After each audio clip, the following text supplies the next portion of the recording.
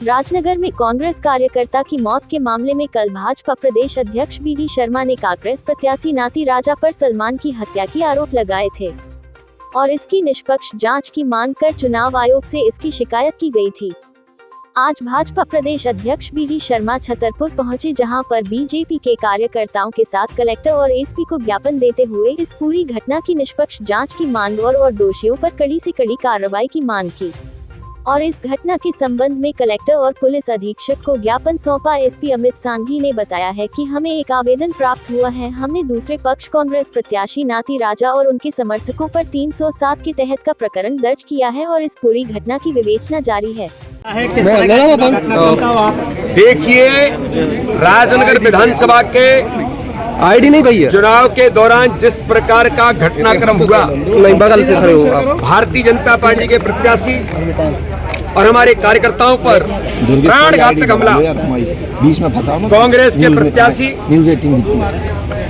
नाती राजा ने अपने आपराधिक प्रवृत्ति के और खुद लोगों पर प्राणघातक हमला किया और उसके बाद उल्टा योजनाबद्ध तरीके से चक्रव्यूह बनाकर अपने ही ड्राइवर की प्लानिंग से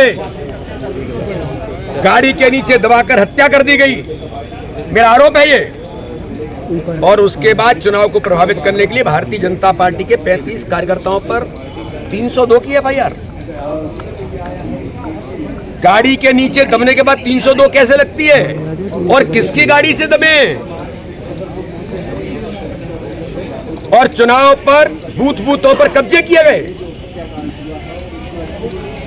ये आज हमने प्रशासन से मिलकर के, कल हमने इलेक्शन कमीशन से भी हमने बात की है, डीजीपी को हमने डेलीगेशन मिला है, आज हमने डिस्ट्रिक्ट कलेक्टर और अभी डीआईजी को भी हम मिल रहे हैं।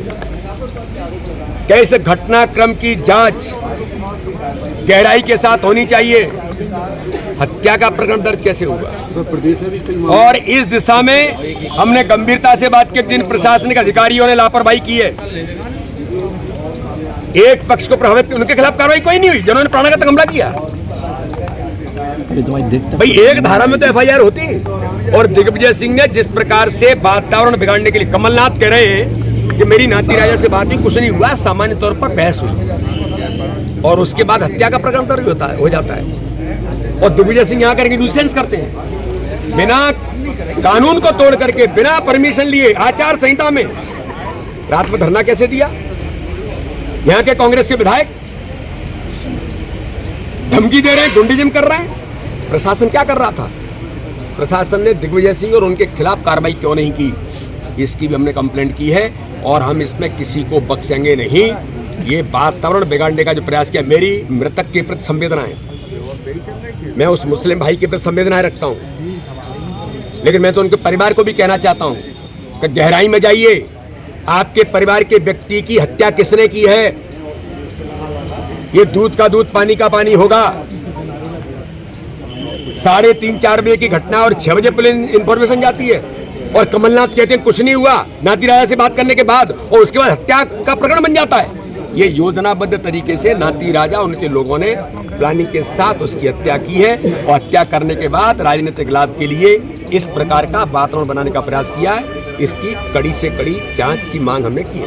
कमलनाथ ने कांग्रेसी कार्यकर्ताओं से उन कर्मचारियों की सूची मंगवाई है जिन्होंने आरोप है कांग्रेस हार की खींच के कारण न कभी वो गलती से मुख्यमंत्री बने थे, न कभी मुख्यमंत्री बनेंगे और न कभी कुछ होने वाले हैं। मिस्टर बंटाढार और करप्शननाथ दोनों के हालात ऐसे बन गए हैं, तो क्या करें? यही करेंगे, झूठ बोलेंगे, छल करेंगे, कपट करेंगे, धमकी देंगे। अरे 3 तारीख के बाद जनता आपको शुद्ध हिंदी में बता देगी कि मध्य प्रदेश में अब आपकी स्थिति क्या है। और खजुराहो थाने में जो एक अपराध दर्ज हुआ है 17 तारीख को 321/22, इसकी निष्पक्ष विवेचना के लिए ये ज्ञापन दिया गया है और इस ज्ञापन को ले लिया गया है और इसमें जो विवेचना है वो बिल्कुल निष्पक्ष की जाएगी, ऐसा आश्वासन दिया गया है। विक्रम सिंह जी पर 307 ये जो पहला अपराध दर्ज हुआ है, ये इनके द्वारा आवेदन देके जो हुआ था। और दूसरा जो अपराध कल दर्ज हुआ है एक अन्य प्रत्याशी के ऊपर, उसमें भी थाने में एक आवेदन प्राप्त हुआ है और उस आवेदन के आधार पे प्रत्याशी और अन्य 10-11 लोगों पे 307 भादवी और अन्य धाराओं में प्रकरण पंजीबद्ध किया है। ये दोनों ही घटनाक्रम 17 तारीख को 3 से 4 बजे के मध्य जो विवाद हुआ था उसके आधार पे 2 प्रकरण जो आवेदन प्राप्त हुए हैं एज इट इज कायमी करके विवेचना में लिए। ये दूसरी एफआईआर जो आवेदन आया है कल लेके आए हैं और उसमें उन्होंने लेख किया है कि चूंकि 1 दिन से 2 दिन से यहाँ धरना प्रदर्शन चल रहा था इस कारण से नहीं आए थे, तो ये आवेदन आया जो एज इट इज आवेदन है उस मामला दर्ज हुआ धरना को लेकर कोई नहीं, अभी उस पर जो है खजुराहो में प्रशासनिक और वो पुलिस अधिकारी जो हैं उसका वो कर रहे हैं, पर अभी जो है ये 2 अपराध दर्ज हुए हैं जिनकी विवेचना चल रही है।